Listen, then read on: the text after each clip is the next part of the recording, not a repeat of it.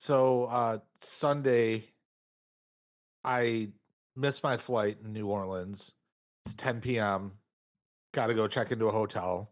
Have to get up at 3:30 for my next flight. Walk up to the counter, and this angry old little man is just screaming at the front desk lady or dude, and it's just like we're to the point where I'm swiping my card, and this guy's still screaming about his coffee pot in his room. Like, dude, it's 10 o'clock.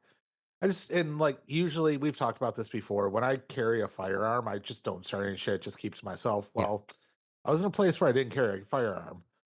So and then annoyed because I missed my flight. I look at him, I go, shut the fuck up. He goes, what did you say to me, motherfucker? I said, you heard me. Shut the fuck up. And he comes over and he starts walking to me. He's like, we can take this outside. And my wife, who's 4'10" and a half, pushes him and says, "No, you won't. Get the fuck out of here." He throws his tail between his legs and he just walks off. And just to clarify, did you miss your flight or did you miss your flight? Uh, it's a complicated situation.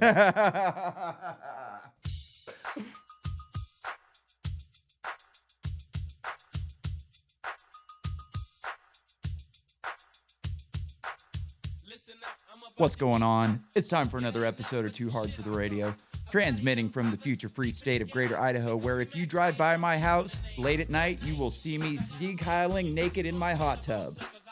Am I more than 3/4 hard? Come and find out. We've also got Daniel Steele.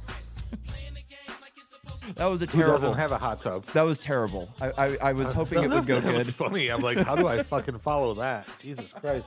I was about to talk about strawberry. Yeah, man. Naked in the hot tub, Zeke Highland like a motherfucker. Wrong hand. Yeah, I know, but it's physical therapy. Yeah, and this is my exercise. Oh, for the because of the skiing Yeah, accident. yeah, and Or like, snowboarding. and it goes great, and like it's great to do it in the hot tub because I'm all loose and like able to. I can only get it like here right now, maybe a little more, but like once I'm in the hot tub for a few minutes, I'm like almost all the way. I'm just Almost Zeke all the Highland way like a there for the motherfucker fear. right Yeah. now. Oh, so how's life been Man. treating you? How we doing? Really good. I've been working a lot, so I haven't paid too much attention to the news, but Me also neither. it's given me a good like look in perspective, because like over the past 2 years, I've been very reactionary to every headline, like, and then like drawing a conclusion on it, like this, and what I like stepping back, seeing that it doesn't matter what Trump does. Trump's deporting 10% less people than Biden did on a month by month basis. There's no Epstein files that like, but there are people on the other side of the aisle that it doesn't matter what he does, their mission is to like fight that. Yeah. And I got to thinking, how retarded is it to think that a libertarian would ever be able to get anything done in this system ever? Other than jerking each other off talking about Ancapistan, like even if they got more than 3% of the vote, they got 51% or whatever, they would never be able to move any policy. It's now my opinion that the Libertarian Party is the biggest waste of time, other than maybe the Green Party. Yeah. But it's just like it's just I didn't vote for Trump. I don't care about him. Some of his policies I like, a lot of them I hate. But just seeing like that's the closest thing that we'll ever have to an outside candidate in my lifetime. And he just can't do anything. He's completely neutered. Yeah. He can bomb Yemen. Yeah. Nobody's mad about that. Yeah.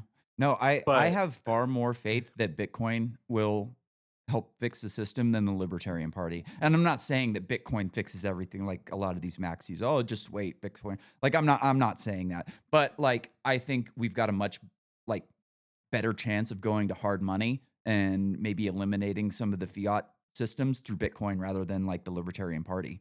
Because at least normal people can participate in the Bitcoin system, whereas like I mean, we're that's not doing cute too. anything. We're not doing anything. Well, and like the idea of okay, so I put my money into this Bitcoin system. If I left it in the S&P, it would gain 10% a year. Gold's doing way better. But when the stock market crashes, so does Bitcoin. It's like completely tied. It's part of the financial system now. For sure. It's And like yeah, I said, I don't think that it's going to fix everything. I think that it's probably our best vehicle to teach people about hard money and inflation and all yeah. the things that are really destroying the country. And this is a long game. Like the whole fucking what's that libertarian Reason magazine, Freedom in Our Lifetime? It's like, come on. You guys are fucking ridiculous. You don't get anything done. Reason is a laughing stock amongst Yeah, libertarians. Think about how much of a laughing stock they are with the Beltway crew. yeah. Like these are ridiculous people who are never going to get anything. We had one chance with the Libertarian Party. One. It was take Ron it Paul. over. Dave Smith runs, gets Oh, on yeah. Rogan a bunch of times, and maybe gets 10% of the vote. Maybe. If we're But very okay, like, yeah. and then he Let's say it cucked goes out, well. and everybody just went to the gay cowboy. No, let's say it goes well for Dave Smith. Uh, And Trump. 10% is as well as you could imagine, right? No. Let's talk in fantasy because I know you Okay. like those fantasy movies and shit. Yeah, yeah. Tr- you have Harris versus Trump. Trump does something completely alienate the base, and there's no alternative other than Dave Smith, Big Dick Dave Smith, Yeah. and he wins. He gets into office. Bang. No, he's neutered. Like Yeah, he you're just right. it doesn't matter what you do. It doesn't matter who you are. It doesn't matter if you survive assassination attempts, whatever. You just have to work within the system. And like it seems like they're trying, but are they? Where's the Epstein list? It's on her desk. Don't worry, Dan. It's on No, her no, no. desk. Like there's reports they're just destroying the files. Yeah, for sure. But she said it's on her desk, Yeah. And like And there's people who are against him no matter what he does. The TDS crowd, and I think we'll play a video here in a second on that. But then there's also like my buddy calls them Trump dick riders. Like he's got oh, this Trump dick there's rider that just will like bend over and take it no matter what he says. And like this happened to me recently where Santa Rosa, California has like a small airport. It's like 30 miles from where I grew up. They were running flights from Santa Rosa to Idaho for the past few years because so many people have moved from that area here that it's just a great flight for everybody. And it was just great for everyone. And then the company, I think it was Alaska, maybe I don't remember exactly what company it was, decided to take a government contract to do mass migration, the mass, yeah, deportations. And I send this article to my family. I'm like, can you believe they shut this fucking flight down? And they go, oh, well, it's for a good cause. I go, good cause? Where's the fucking mass migrations? Don't you think if they were using Alaskan Airlines to do mass deportations, it would be all over CNN right now? And it's yeah. not because No. they're not doing it. I'm sure those contracts do exist and they're probably, cleaning up on them. But like just the fact of them going, oh, well, my life is just made a bunch harder, but it's for a good cause. It's like, fuck that. Yeah. There's a I think it's called the Dilly meme team on Twitter or X or whatever. And the dude who leads it calls himself Warlord Dilly. Can you get any gayer first? That's pretty fucking Second, gay. it's like I had to like just block the dude even though I don't dislike him or whatever. It's just like, oh, says all these things are wrong about but Trump can do no wrong and here's why everybody's wrong. And it's like, no, and then the thing that bothers me even more than that is just blatantly being lied to by the media. It's Yeah. like I don't even like Trump. Didn't vote for him. Dude, But it's I'm not fucking retarded. Well, that's not why I'm retarded.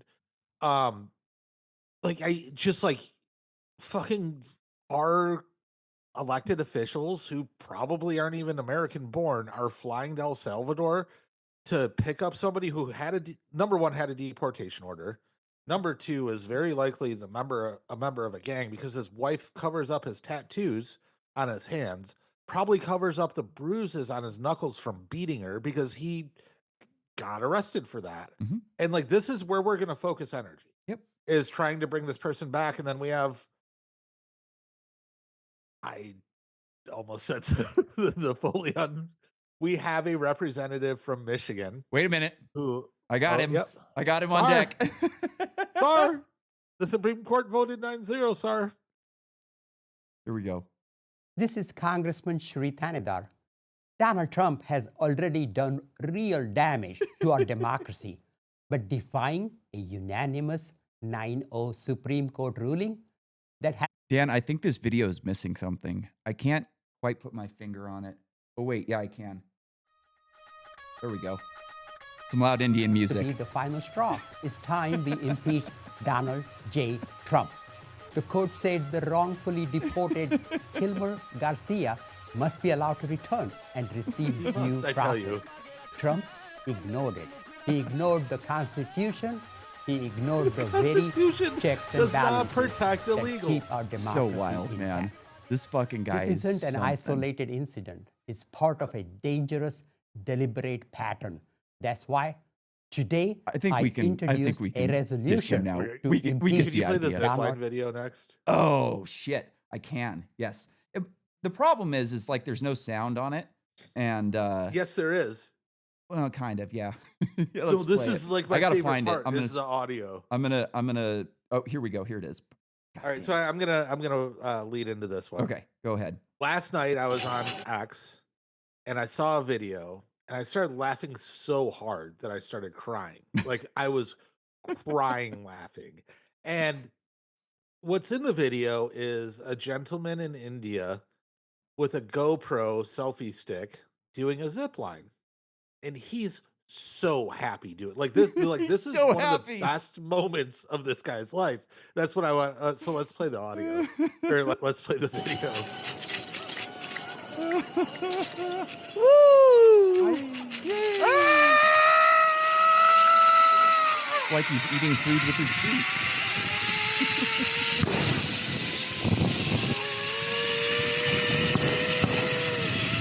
Oh my god. Uh-oh. What's that?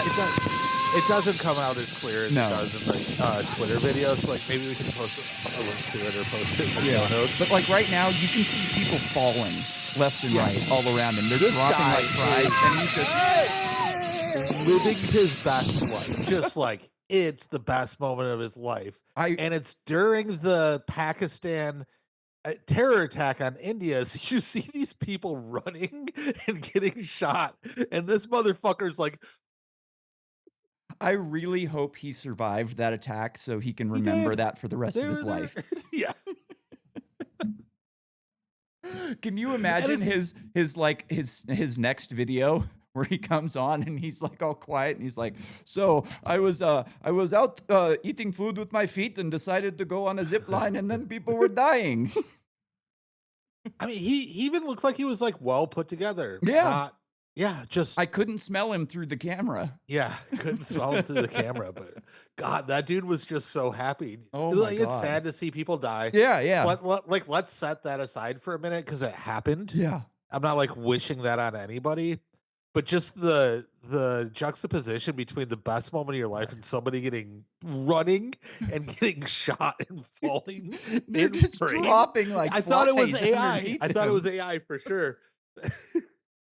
I had to watch it a couple times because it was like, am I really seeing what I'm seeing? And same thing, it was like, did they edit this in? Are people just like falling down and they're putting gun? That was one of the craziest videos I've ever seen. Like Yeah. one of the few instances where cell phone cameras bring people joy, like Yeah. for the most part, I wish they'd go away. And I think it's a bad idea that we all have cameras in our pockets all the time. But goddamn, moments like that make it worth it. My buddy who sends me some of the most fucked up shit. When I sent that to him, he goes, "Top 5 videos ever." Gotta be, right? Yeah, gotta be. Gotta be. I don't know where else I would like. I don't even know what I could rank above that I've seen lately. That's a nice thing about having brain damage is like every video is a new video. Yeah. So for me, it's just, every video is a new video. Yeah. Oh, Also, man. while we're talking about that terror attack, so I send Nick a lot of shit. He sends me a lot of shit. I've never once asked for his consent No. to send him a video. And I have a buddy who lives in India, and I was talking to him about the terror attack because it was close to home, and he's my friend. And he's like, "You want to see what we did to those people?" I'm like, "Sure." And so it turns out if your body is dismembered and you're Muslim, you can't be buried. Yeah. So I didn't get to see. I saw a video of the Indian guys dismembering the Pakistani guys. Chopping his head off with a dull knife. Yeah. Yep. Please stop. I can only get so hard. Exactly, right? Like, oh my God. Like, But- I don't really like seeing stuff like that because I've fucking had limbs chopped off before. So it kind of just gives me the fucking creeps. A little close to home. Yeah, But it's a little close to I home. sent it to him, and then he sent me a text. Jesus Christ, I didn't need to see that. I said, when have I ever asked you for consent to send you a video? You're Yeah. like, oh, fuck. I do know for the future. And I had to download Signal for that one because we are not sharing that over text message. WhatsApp. It was WhatsApp, But whatever yeah, it yeah, was. like that was not getting downloaded to my phone for sure.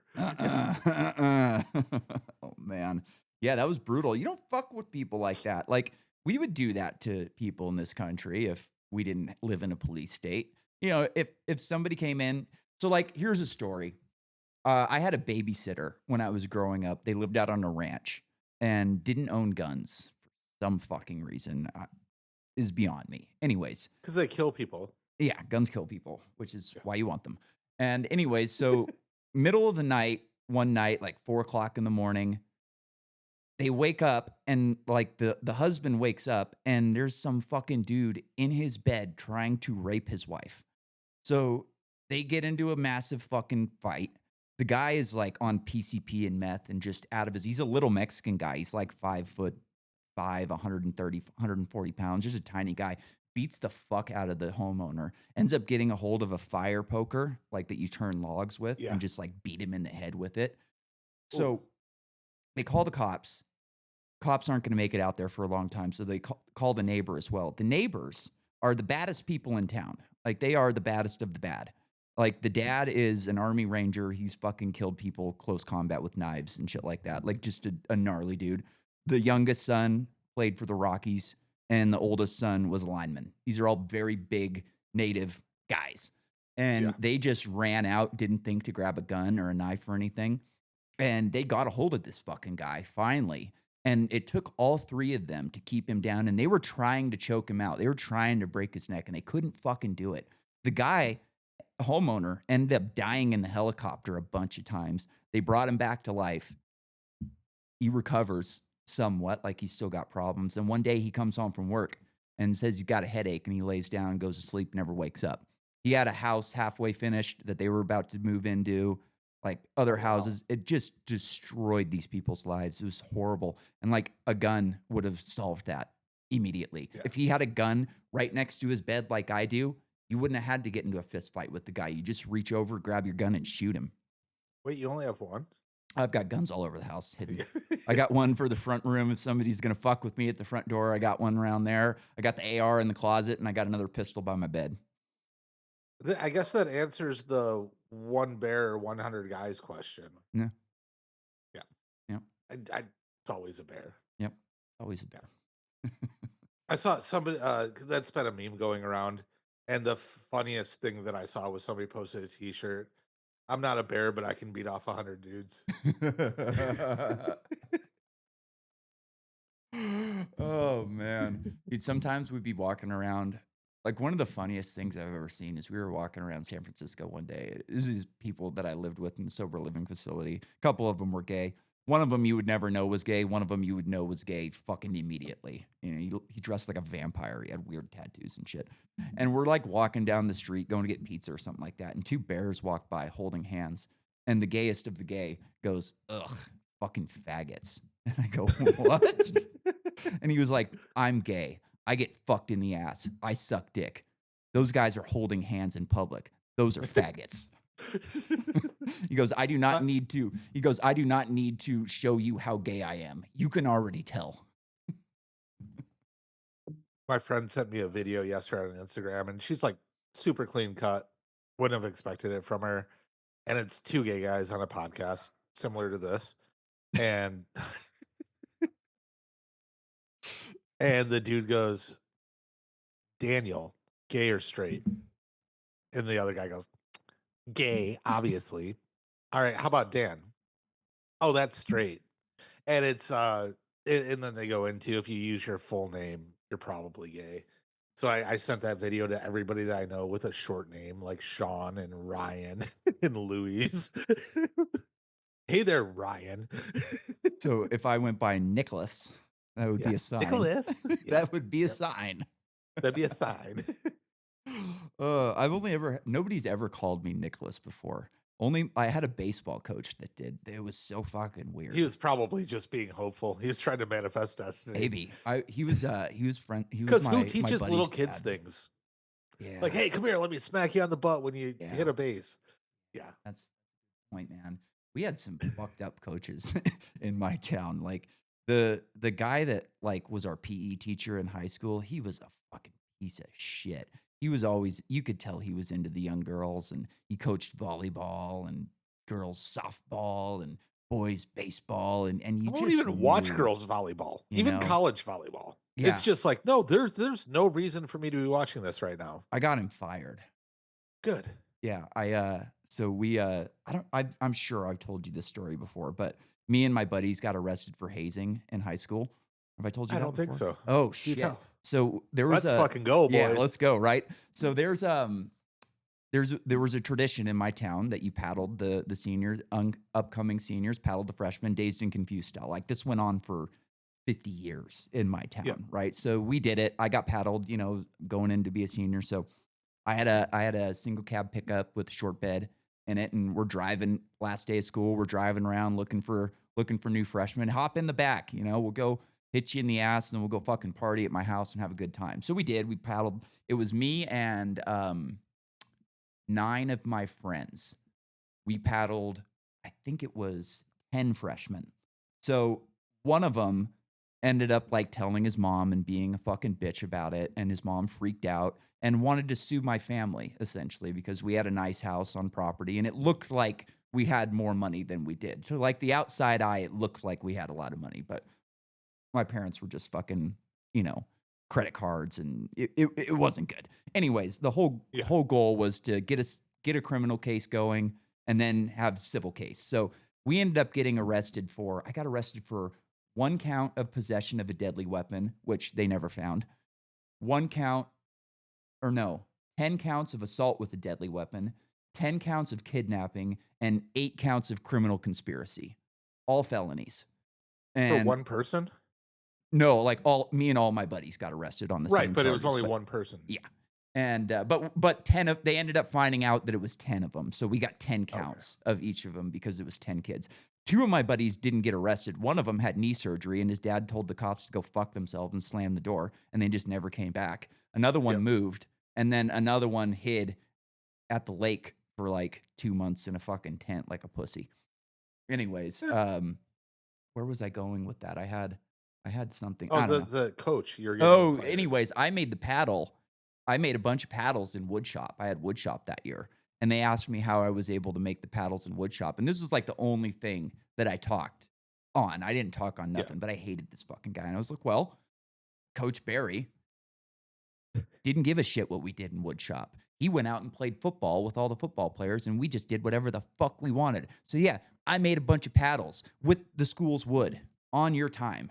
And they were like, yeah, you can't be a fucking woodshop teacher anymore. And then he got fired as the coach too. So fuck him, right? There's actually a really funny article. It's in the Journal for Corporal Punishment about like me and my buddies. And I'm in the article. Like I was interviewed. Is in this the like article. pro corporal punishment? No, I don't. No. Unfortunately. Wait, The are other they one. saying what you did was corporal corporal punishment? punishment Yeah. or you deserved it? Both. Oh, sweet. Yeah, both for sure. But You're famous. I had to. Oh, dude, it was on national news. We weren't going to tell my grandparents about it, but they all saw it on the news. They knew immediately. They were like, "Oh yeah, he was definitely part of that." And Did your grandpa give you a thumbs up? nobody cared. That was the weird thing. It was like nobody cared. The school pretended that they didn't know about it when they clearly fucking did. And like nobody cared for 30 years. And there was one cop in town he was not from Cloverdale where we grew up. He was an outsider, and he wanted to be the chief, and he wanted to be the badass cowboy. So all of the other cops were like, we're not touching this. I talked to a couple of the other cops. They were like, what happened to you guys was fucking bullshit. Like, we couldn't stop that guy, essentially. And Yeah. he took it upon himself to go on the news, and he was doing interviews as much as he could. These paddles could take down a horse. It was one of the things that he said, and it's quoted all over the place. And the guy was just a fucking fag, dude. So, like, me and my buddy were getting transported from Cloverdale to Santa Rosa. This was the funniest part of the entire thing. We like go in, and my mom was a criminal defense paralegal, so she gave us the whole rundown. Don't say anything to these guys, nothing. Like, whatever you say, they can use it against you. They'll try and trick you and talk about dirt bikes or something like that, but they're really just trying to trick you. So don't fucking talk to this guy. He's a piece of shit. He doesn't like, and like, I had problems with this cop previously. Some girl, like, I had a party at my house, and a girl got choked by her boyfriend, and then we beat the fuck out of the guy. Cops got involved. It was a big thing. And then we tried to build a dirt bike track, and he shut that down too. Anyways, we go through the you know, they try and question us. They bring us, you know, through the police station, and they put us in the back of a car. And me and my buddy are just sitting there, and he comes in, and he puts a chew in, and he goes, "What kind of music do you guys like?" And we just quiet, and he goes, "Well, you're not going to fucking hear it in here." And then, I'm not kidding you, he put on George Strait, Bad to the Bone, and he flipped his glasses out and put his glasses on and drove out. And I was like, I was like, dude, you're not a fucking cowboy. And my buddy just lost it. It was so fucking funny. We just couldn't stop after that point. He was so mad. He was red in his face, screaming at us, and like foam coming out of his mouth. It was a beautiful thing. Are you sure it was foam? It could have been something else. He did take my buddy into the back. Ooh. No. And then you got some leniency. But it was fun. When we got to the jail, all the COs and the intake guys were like, "Oh man, you guys are the hazing kids. This is fucking bullshit. You shouldn't be in here. We're gonna put you guys on 24-hour lockdown just for your own safety, because like you guys are in with murderers, and because of all of our charges were all felonies. We had like 40 felony charges, so we were as bad as you could possibly get." And like, there was some guy came up to my fucking window at one point and tried shaking me down for something. I didn't have anything. I'd only been in there like 2 days. I didn't have any food or anything like that. And then this fucking guy comes over and he's like, "Hey man, you don't fuck with these kids." I was like, "Oh, somebody's got our back. Must be a CO." And it was not a CO. It was a guy that I thought moved, but turns out he didn't move. He stabbed his stepfather in the chest 14 times with a butcher knife. So he was in for life. But he had our backs in there. He helped me out. He tossed me a fucking Reese's. It was good to see us. It was fucking cool, you know. Yeah. And that was it. That was Spent always 3 fun. months on house arrest on my senior summer, and ended up like, it was cool because one of my buddies lived with us, and my sister was 2 years younger than me. So we weren't allowed to have people over while we were on house arrest, but the cops can't stop my sister from having people over, and we're the same age. So we would go out and like dunk each other in the pool, not let the ankle go into the fucking pool. So you kind of just like hold your legs and then you dunk backwards in. It was fucked up. But I had to go around to I was the only guy that got busted with a brain.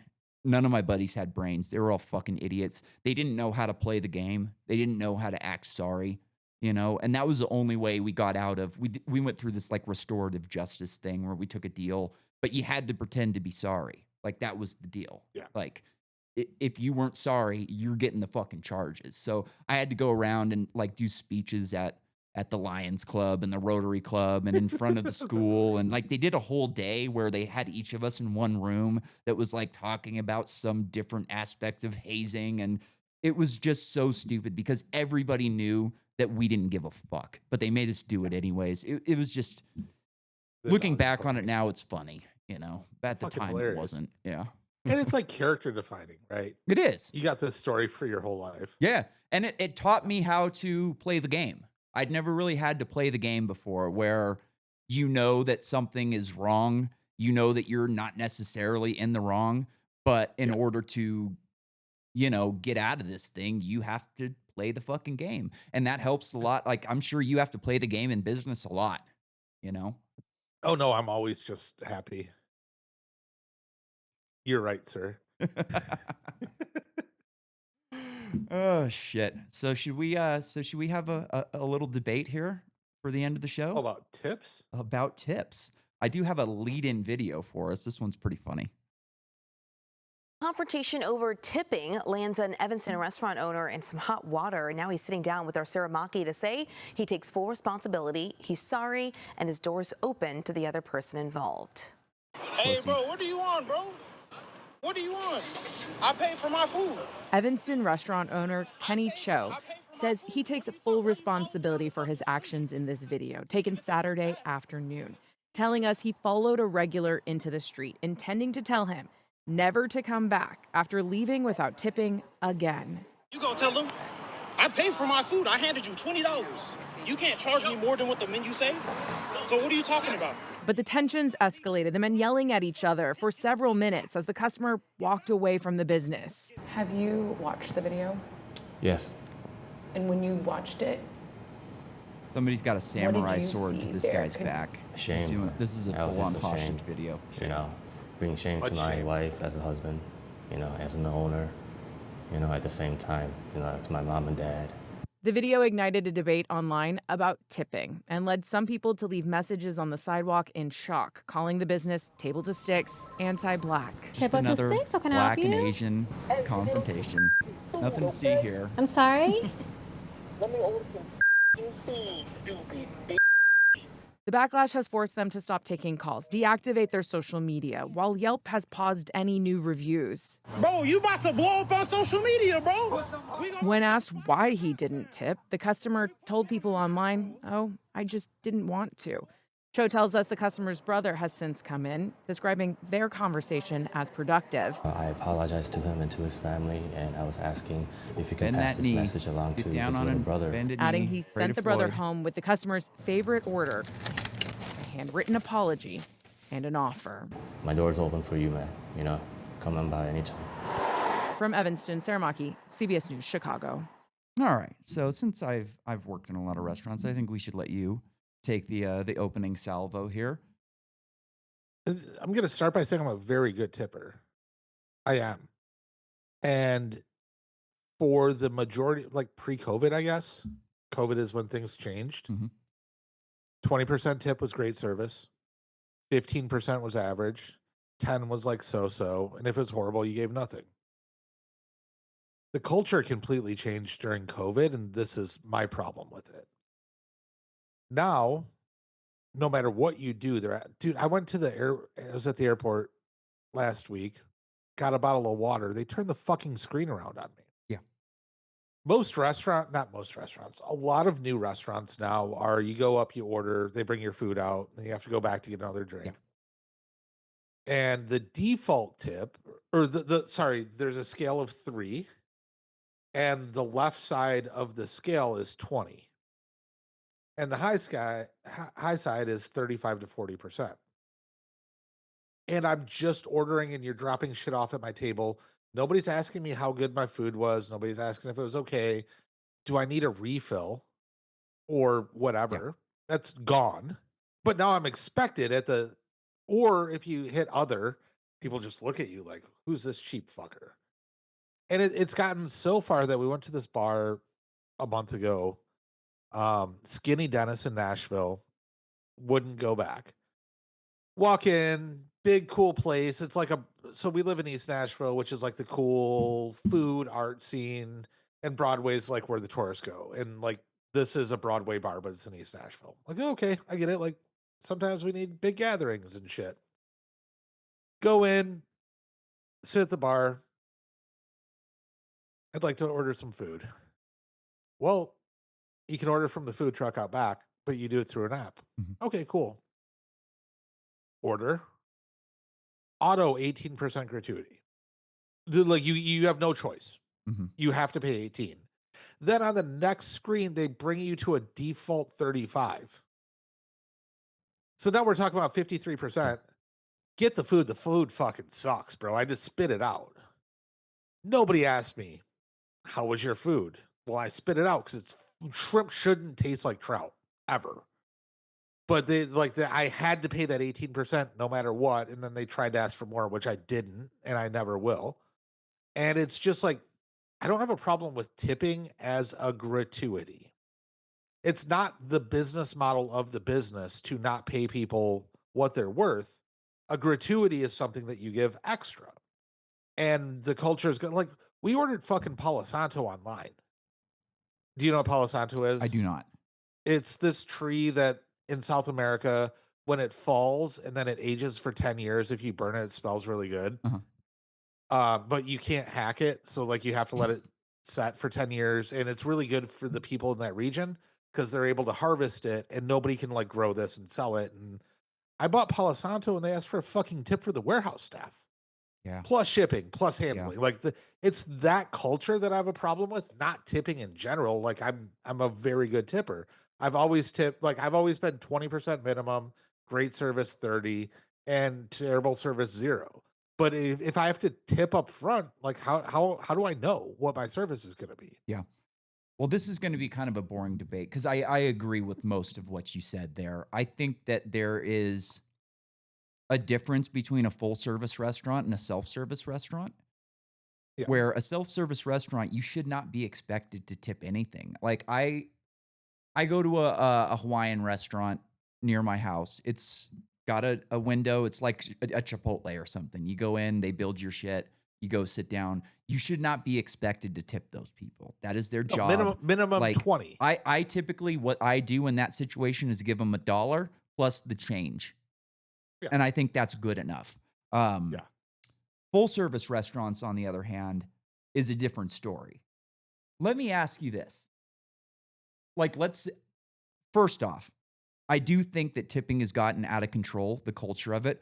I was at my grandmother's house the other day. My mom ordered a pizza and they charged automatic gratuity on the delivery and they left the pizza on the fucking ground outside. That's Didn't even knock on the door. We had the screen door was open. Charge. It's a service charge. The screen door was open. Like it was just a screen door. They didn't even knock or say your pizza's here. They just left it on the ground. So I agree with you that it's gone too far.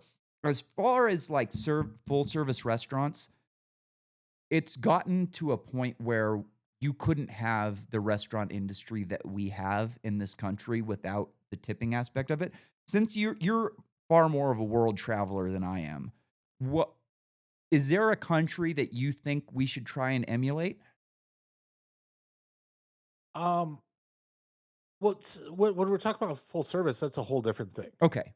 So this is kind of a weird debate thing because I thought we were gonna have a debate on full service restaurants, like the difference between European and American, and like I'm a fucking. They love me in Europe. Okay, yeah, I'm like I do have a little bit of a problem with the automatic gratuity. I have worked in restaurants that do it. So party of 7 or more, sure. Party of 7 or more, but 5? Yes. You're waiting on 5 people. Yeah. Just do your fucking job. We had a 6 and up rule because we had 6 top. No, that's the middle. Yeah, we had 6 top tables. We had 6 top tables. You could put 8 on them if you put people on the ends, but they were kind of a pain in the ass. And we had a lot of Europeans that would come in. And for the most part, I tried not to use it whenever possible. I was good at my job. I never had a problem with people not tipping me so well, except for like the people from Oakland. They would come in and they would tip shitty. So we just stopped serving Hennessy. Like that was one of my first moves at the bar. I was like, oh, this has got to go. The EO's got to go. Like all the fucking black shit's got to go. We're not doing Hennessy and Hypnotic. Like no. And my boss was like, why? And I was like, it draws a bad crowd. And he was like, bingo, got it immediately, you know? And like, if I could tell that you knew what tipping was, I wouldn't put it on because people were typically on vacation, there to spend money, and didn't really have. And Europeans have gotten a lot better in the past 10 to 15 years. When I first started working in restaurants, Europeans were really bad about tipping. They just wouldn't do it out of principle. Now, like the last time I worked in a bar is 2015, so I can't say what it's like now, but at that point, it kind of almost went the other direction where Europeans knew that they needed to tip, and sometimes they would tip more than they needed to, and they were fine with that. We also had problems with like locals in the bar that I worked at. I had 2 locals that lived in the marina right next to the bar that I was working in. And they would come in and we would give them $2 PBR pints because they were locals. And at one point, I had to pull them aside and go, look, guys, I like you both. You're both cool guys. I don't mind you sitting here at my bar all day drinking PBRs, $2 a piece. But you are costing me a lot of money. If you're going to sit here all day and drink $2 PBRs, which these other customers don't get, they pay $4 for the pint or $5 for the pint. You got to tip something.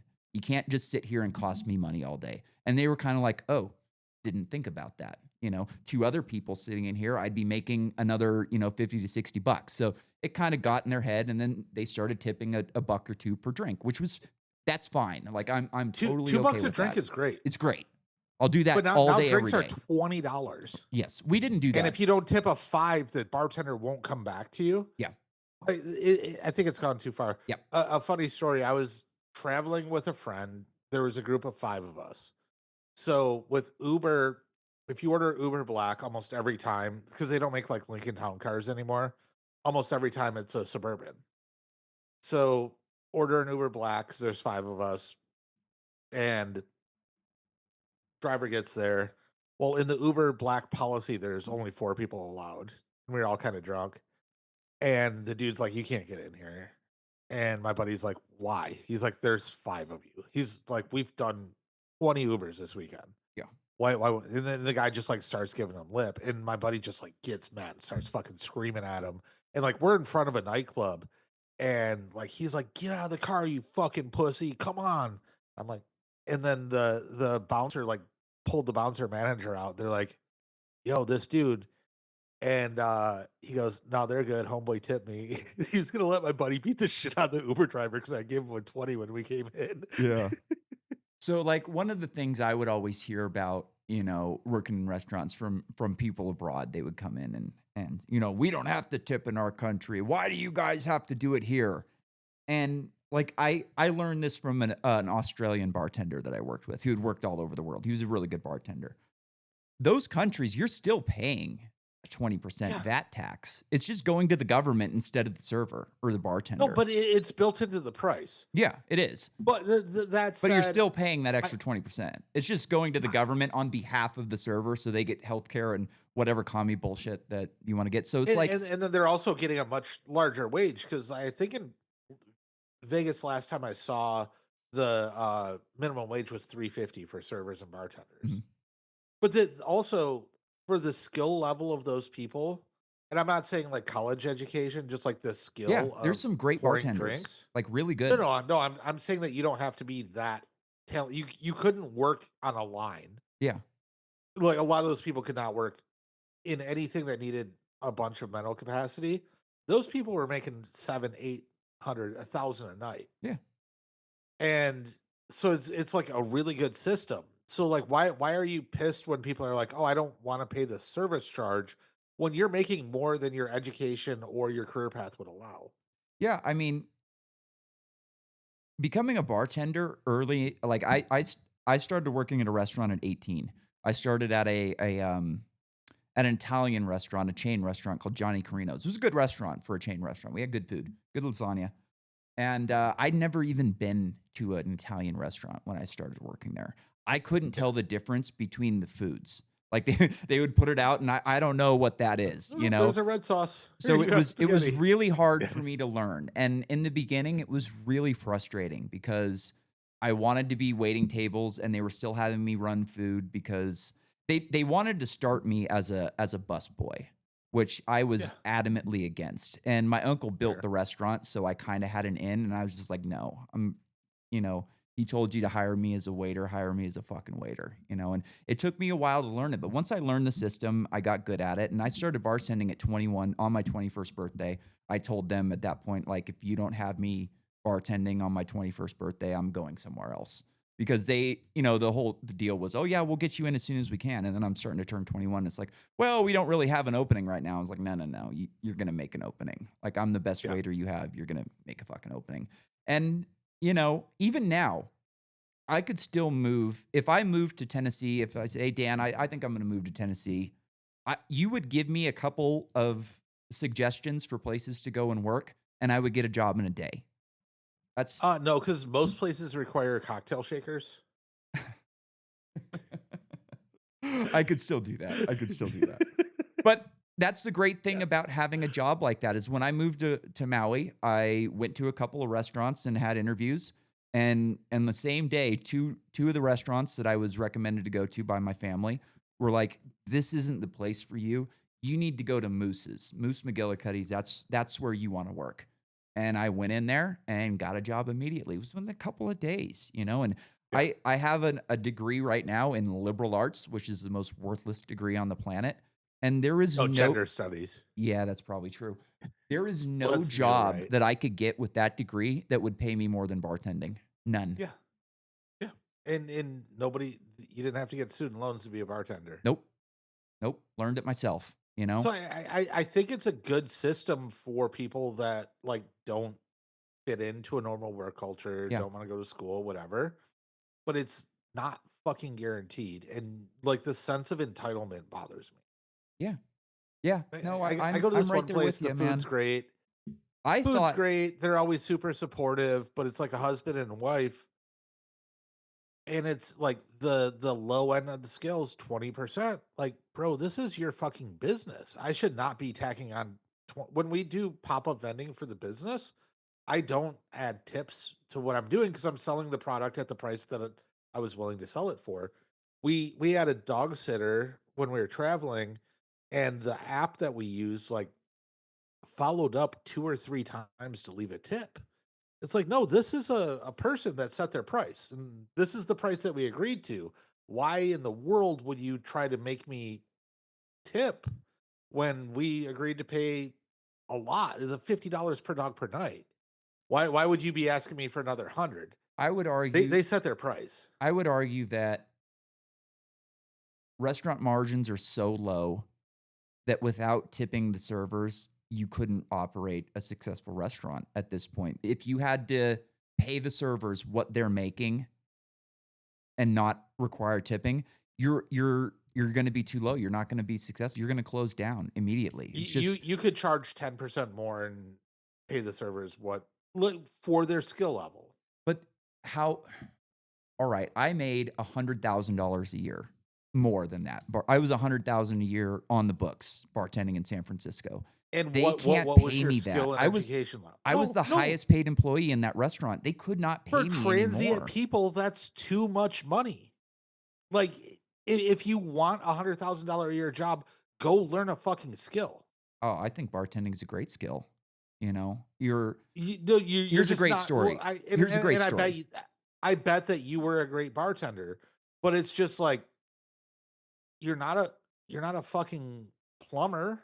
You don't like it's just not it. There is craft there. Don't get me wrong, but there's no reason why a bartender should make $100,000 a year unless they're just fucking excellent. I worked my ass off, Dan. You know, Yeah. I worked 7 Well, days a week. how much did you a make lot as a of the time. lineman? Not near as much, but I would have made a lot more once I became a journeyman. You know, I would have Right. made 200 grand a Because you year. had to work your way up through. Like, yeah, there's just I don't agree that bartenders are entitled to a 6-figure salary. in Oh, I didn't say they're entitled to a 2017. 6-figure salary. I say the best ones who work their asses off. I wasn't making 6 figures because I was getting tipped extravagantly. Like we had the cheapest restaurant on Pier 39. One of my jobs every day was to find out how much they were selling beer for at the other restaurants so we could lower our prices below it. I worked, 6 to 7 days a week, 10, 12 hours a day. That's how I made my money. But I would also argue so I worked when I was in San Francisco, we were dealing with people on vacation. And Also, you were in sometimes San Francisco. yeah. And sometimes a good or a bad restaurant can make or break one of the days of your vacation. We had a couple come in. I was working in the back bar one night, and you can kind of tell when people want to talk and when they don't want to talk. And there was this couple, they were just kind of somber. And I just kind of left them alone, And at the end of the night, I was like, "Hey guys, yeah, what are you doing the rest of the weekend? What's going on?" Just kind of give them a little bit of small talk before they leave, see what's going on. And they were like, we're kind of having a rough day. Like my husband just got diagnosed with a terminal bone cancer. and we had this vacation planned anyways, so we decided to go, and like we haven't been able to buy any weed here yet, and like he's just in pain, and we just haven't really figured it out, and it's just not a great night. And I was like, hold that thought, and I went into the front of the restaurant and talked to 3 or 4 guys. I'm like, Talk to a dishwasher. somebody's got some weed in here, right? And I found them some weed. We didn't charge them for it. We just gave it to them because, I mean, fuck, what a horrible position to be in, right? And like, change those people's lives. Like, got them enough for the weekend that they were going to be there. They went from having a bad trip. They came in every night after that and had drinks. And they went from having a bad last vacation to a happy last vacation. And those are the type of things that you can do to really make a difference in people's lives. Like, I've had a lot of things like that happen working behind a bar. It's not just about, giving people their drinks on time, which is, a big part of it. One of my major pet peeves is at a restaurant is keep my fucking soda full. Did you do that because it was the morally right thing, or did you do that because you deserve to make $100,000 a year? I did that because I was in a position to do it, And how fucking retarded are you that you can't find weed in San Francisco? It's one of these things where Europeans get scared and they don't want to go to jail. And at that time, they didn't have open clinics. I think it was still, medical use only. So you have to have an ID from, you can't go in there and do it. So they were they were scared about it. But, fucking 12-year-old I bought weed. I'll remember that couple for the rest of my life. That made me feel good to be able to, give them a last vacation. Like, the guy was dying. He was going to die in a couple days. You didn't deserve any money for that. You did it because it's the morally right thing. Yeah, exactly. But, Fuck them I don't servers. think I got paid $100,000 because I was a fucking therapist or because I had skills. I made $100,000 because I worked my fucking ass off. That was why I made the money. Yeah. Let's go back to the alcohols that you outlawed at that bar. The alcohol hypnotic. Spell it. Oh God. I'm a horrible speller. HYPNOTIC. IQ. Correct. That's the way it was. This is a Mandela effect. Oh, really? There's no why. But like I was in Interesting. this is when I was a professional poker player.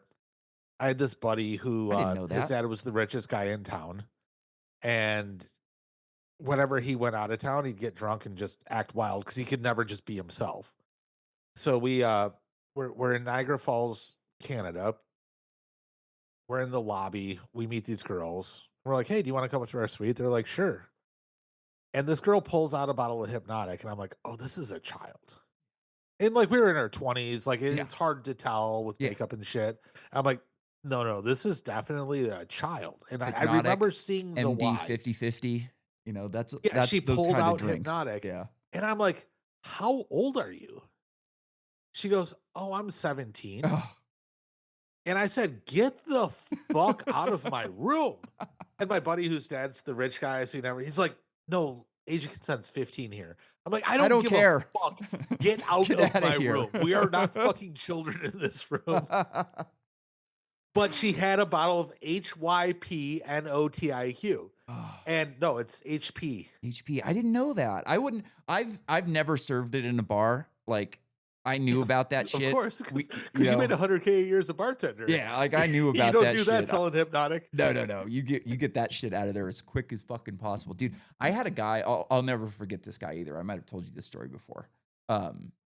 He came in. He was from Oakland. He came with his family, and he was a cool guy. He had fucking gang tattoos. He was gnarly, and we were just kind of bullshitting it. And On he his was fingers? yeah, all over, face, neck, the works. They would come in because we had an arcade, which just attracts the trashiest fucking people you can possibly get. And he was just kind of showing me pictures of his motorcycles and shit. And then after a minute, he was like, "Man, this fucking place is so cool. I didn't know you could just hop on BART and get over here." No, that's not what he said. At this point, I didn't know where he was from. He goes, "This is so fucking cool. I've never seen the ocean before." And I was like, "Really? Where are you guys from?" And he's like, "Alameda." I'm like, "Oh God, you're from 40 miles from here and you've never seen the ocean because you've never left your home fucking block, you retard." Well, we were talking about that. So I grew up in Michigan, spent my early 20s like in Amish country, but I Uh-huh. always ate fast food. And then like people live in Los Angeles, but they never see the ocean. Yeah. Like, and not just gangbangers. It's like pretty weird. So when we talk to people here in Nashville, we just assume that they like grow their food and get farm fresh eggs, and fucking barely anybody does. Yeah. And it's just, I guess you take it for granted. I'm not sure. Yeah. I've got one more video for us before we get out of here. This obese black woman decided she was going to move to Ghana because America is racist. But y'all, I'd rather go back to America and deal with the racism in America before I sit here in Africa and deal with the bullshit bribery, the bullshit fraud, the bullshit scams, the bullshit too expensive, the bullshit. not Oh having no, it was the snacks, wrong video. bullshit not having no Here it food. goes. But y'all, Ah. I'd rather go back to America Wrong video. Here we with the go. bullshit bribery, the bullshit fraud, the bullshit scams, the bullshit too expensive, the bullshit not having no snacks, the bullshit not having no food, the bullshit electricity, the bullshit hot water, the bullshit what's that shit called that be coming down? The bullshit animals, it's scorpions outside the house, it's big ass spiders, it's big ass lizards, colorful lizards you ain't never seen before, all in the fucking room with you, sleeping with you. All the bullshit people trying to scam you when you go outside thinking you rich, so they trying to get more money off of you. I'm really trying to wrap my head around this shit. I'm really trying to wrap my head around how are Americans coming to Africa and being happy. Please comment down below, because for me, I'm ready to go. And I always used to say, if it's up to me, it will be. And I'm going to go out to Africa and make shit happen. No, I don't want to. No. I want to take my businesses back to America. I want to open up shop back in America, open up my dentist office, and all the stuff that I was going to do out here in America. Steady electricity. And the only time our electricity get cut off is when we don't pay the bill. And we got it so good now, we got prepaid electricity. So if we forget to pay the bill, we put some money on that prepaid thing and it comes right back on in 2 Did you minutes. hit the chirp button? In less than 2 minutes. I was waiting This for shit you to right hear here it. come in I was 14 about hours to say yesterday. they don't have the chirps in Ghana. I can't deal. I love the people. Don't get me wrong. I hit it like 10 times and you missed it. Fun. I love Sorry. people. But I when was I It's the come looking back for a sound. new It's okay. don't tread on when me you come flag. back home, home is where the heart is, right? When you come back home, you're supposed to feel comfortable. You're supposed to be happy. I'm not happy. To live in a house where you look outside and all you see is turkeys and I didn't ducks even and hear that chickens one. and I think it's sheep the and audio. Yeah, it's the audio. It'll old, come through on the pod though. malnourished cows. I had to find a black video because I added a chirp to the board. I did a full. How do I get soundboard access? Oh, you can't from here. You'd have to buy a soundboard. Oh no, but if I bought a soundboard, I could hit audio. Yeah. Oh, yeah. Yeah, you get. I have a Rodecaster Pro 2. It's like $400. It's expensive, but it's a really badass machine. But And- if I plug that in, I could chirp. Yeah. You can chirp whenever. I added a bunch of fun stuff. Got here. You ever had your shit pushed in? My shit pushed in, bro, big time. I'm trying to. I haven't been able to get them very loud. That's kind of been the problem. Is like. Oh, here, this one's fun. It's fast and loose, and accidents happen. Yeah, that one's too quiet. That's Alec Baldwin saying it's fast and loose. And accidents happen. Now, I know what I'm going to tell Joey I want for my birthday. Yeah, absolutely. And then you'll So, have perfect sound like mine. We can do yeah. the whole. We can get your sound even better. I was actually going to ask you, like, we're on the show right now. Maybe I should. Do you think we should try and go live on YouTube when we go? Yeah, we don't edit anything. Mm-mm. Like the only editing I do is I kind of put the thumbnail into the, like, so we'll do the cold open and then I hit the music and I put the thumbnail in so it goes from us to the thumbnail and then back to us again. But aside from that, like, there's no editing involved anymore. Well, no, you can do the live, then pull it down and Yeah, replace it with. The I can real do that video. too. Yeah. But like, we don't go through and be like, oh, I need to strike me saying the N word or anything, because I don't. Yeah. So I don't know. While we're recording. It's something we can consider. I don't know. Like we were talking about release dates and shit like that, but you know, Tuesday, and we go live on Tuesdays. That might be fun. It'd be fun if like it'd be fun if we could get some people in the fucking chat to have some fun with. You know, I would enjoy that, but I don't know. 75-cent super chats. Yeah. Oh, hey, we're not monetized. UAE. I've heard that monetization is what kills you on YouTube, and we're not. Oh yeah, like because then they start paying attention to what you're saying. Because you can't say fuck in the first 5 minutes or something like that. Yeah. And good luck in one of us to not say fuck in the first 5 minutes. Yep. I do want to say, and this is from the bottom of my heart, apparently we're going viral in the UAE. Send me some of that sovereign wealth money. I have a great tech project. Just come and find me. Email Nick. We will go to the UAE and do a podcast on top of the Burj Khalifa, and we will throw women off of it as we go. We'll come for Pride Month. Yes. Yeah. Oh, God, I love that. Oh, man, that would be so awesome. Yep. All right. All and right. That's a podcast. Call it. That's the podcast. Hold on to you. Oops, hit the wrong button. Chirp. There we go. Chirp.